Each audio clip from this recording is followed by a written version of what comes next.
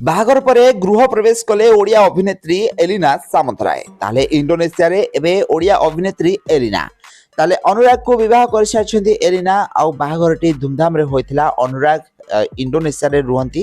ତ ଇଣ୍ଡୋନେସିଆରେ ହିଁ ଏଲିନାଙ୍କ ବାହାଘର ହୋଇଥିଲା। ପରିବାର ଲୋକମାନେ ଏହି ବାହାଘରରେ ସାମିଲ ରହିଥିଲେ। ଆଉ ସମସ୍ତେ ବହୁତ ସାରା ମଜାମସ୍ତି କରିବାର ନଜର ଆସିଥିଲେ ଏହି ବାହାଘରରେ ଏଲିନାଙ୍କର। ତ ଆପଣମାନେ ଜାଣିଥିବେ ଏଲିନା 2015 ମସିହାରେ ଓଲିଉଡ୍ ଇଣ୍ଡଷ୍ଟ୍ରିରେ ଏଣ୍ଟ୍ରି ହୋଇଥିଲେ। ଆଉ ଏହା ପରଠାରୁ ସେ କେବେ ପଛକୁ ଫେରି ଚାହିଁନାହାନ୍ତି।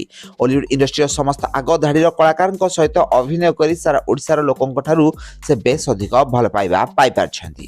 ତ ବର୍ତ୍ତମାନ ଅନୁରାଗକୁ ବିବାହ କରିଛନ୍ତି ଏଲିନା। ତ ଏଲିନା ଓ ଅନୁରାଗ ଦୀର୍ଘ ଦିନ ଧରି ଦୁହେଁ ପରସ୍ପରଙ୍କୁ ଭଲ ପାଉଥିଲେ। ଆଉ ଏହି କଥାଟି ଏଲିନା କାହାରିକୁ ବି ହେଲେ ଜଣାଇ ନଥିଲେ, ନା ସୋସିଆଲ ମିଡ଼ିଆରେ, ନା ନିଜ ସାଙ୍ଗମାନଙ୍କୁ, ନା ଓଲିଉଡରେ କାହାକୁ। ତ ହଠାତ୍ ଏଲିନା ଓ ଅନୁରାଗ ଦୁହେଁ ପରସ୍ପରଙ୍କୁ ଏବେ ବିବାହ କରିସାରିଛନ୍ତି। ତ ଫ୍ରେଣ୍ଡସ୍, ଆପଣଙ୍କୁ ଏ ଯୋଡ଼ି କେମିତି ଲାଗୁଛି କମେଣ୍ଟ କରନ୍ତୁ।